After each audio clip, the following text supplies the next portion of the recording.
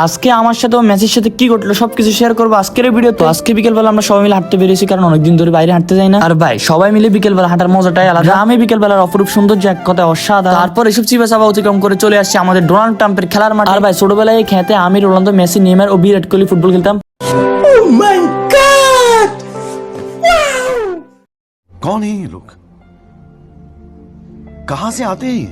আর এখন তাদের টাকা হয়েছে, আমার ভুলে গেছে, যাক সমস্যা নাই, ব্যাপার না। আপনাদের দোয়া এবং ভালোবাসা একদিন আমার অনেক টাকা হবে। আর আমার মূল্যবান সময় নষ্ট করে এদের সাথে বসে গেলাম লুডো খেলতে। ভাই ব্রাদার মিলে সুন্দর আবহাওয়ায় লুডো খেলার মজাই আলাদা। তারপর ভাই লুডো খেলা শেষ করে আমরা চলে আসছি পুরীর দোকানে পুরি খাওয়ার জন্য। তারপর পুরি খাওয়া শেষ করে চলে গেছি মাঠে, কারণ আজকে নাকি আর্জেন্টিনার খেলা আছে। আর তাই দোকানের দিকে রওনা হলাম খেলা দেখার জন্য। ভাই ঘরের থেকে দোকানে খেলা দেখার মজাই আলাদা, সবাই মিলে উল্লাস করতে সে ভালো। তারপর দোকানে এসে খেলা দেখার জন্য নিজের চেয়ার আগে ভাগে দখল করে নিয়েছি।